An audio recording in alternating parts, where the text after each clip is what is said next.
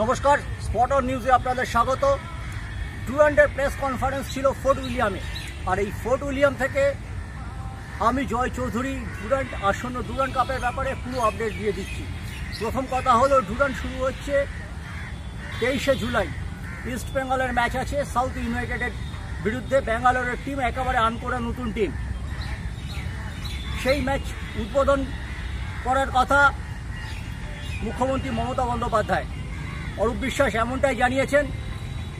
এদিনের ডুরান্ড কাপের সব প্রেস কনফারেন্সের হাইলাইটস হলো, বাংলা বললেই যখন বাংলাদেশি, তখন এই ফোর্ট উইলিয়ামের বুকে দাঁড়িয়ে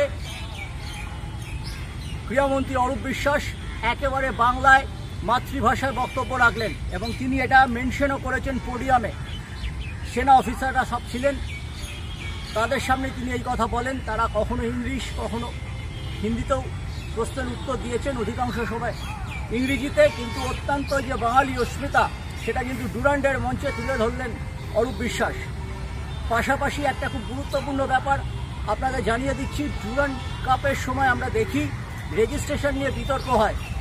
মোহনবাগান 23 সালে ডুরান্ড জিতেছিল, ফাইনালে ইস্ট বেঙ্গলকে হারিয়ে নতুন প্লেয়ারের রেজিস্ট্রেশন হয়েছিল। সেই নিয়ে প্রশ্ন তুলেছিল ইস্ট বেঙ্গল জনতা। ইস্ট বেঙ্গলের কিছু অফিসিয়ালও বক্তব্য রাখেন, কিন্তু এখানে ব্রিগেডিয়ার মালহোত্রা স্পষ্ট জানিয়ে দিয়েছেন প্রত্যেক ম্যাচের আগেই রেজিস্ট্রেশন সম্ভব, রেজিস্ট্রেশন ওপেন। অতএব মোহনবাগান যদি প্রথম দুটো ম্যাচ একটা সদস্যী ব্রিগেড খেলালো, প্রথম দুটি ম্যাচ একেবারে ডেভেলপমেন্টাল টিম খেলালো, থার্ড ম্যাচে গিয়ে তারা লিস্টন মনবিটকে নিয়ে এলো ডায়মন্ড হারবারের বিরুদ্ধে, গ্রুপ ডিসাইডিং ম্যাচ, যেটা মনে করা হচ্ছে কোনো অসুবিধা নেই। এবার তখন মোহনবাগান যদি নকআউটে চলে গেল, মোহনবাগান যদি নকআউটে গিয়ে তাদের বিদেশিদের ডেকে নেয়, কোনো অসুবিধা নেই। 6টা বিদেশি রেজিস্ট্রেশন আছে, 4 জন খেলাতে পারবে। এটাও সুস্পষ্টভাবে এই প্রতিবেদকের প্রশ্নের উত্তরে ব্রিগেডিয়ার মালহোত্রা জানিয়ে দিয়েছেন। পাশাপাশি 24টা দল খেলছে, তার মধ্যে 6টা দল নতুন। এর মধ্যে অন্যতম দল হলো কলকাতা ডায়মন্ড হারবার এফসি। এই দলটির খুবই সুখ্যাতি করা হয়েছে। এক সাংবাদিক প্রশ্ন করেছিলেন যে এফসি গোয়া, বেঙ্গালুরু মতো ফ্র্যাঞ্চাইজিরা, চেন্নাইন এফসি, কেরল ব্লাস্টার্স, এরা দল তুলে নিয়েছেন।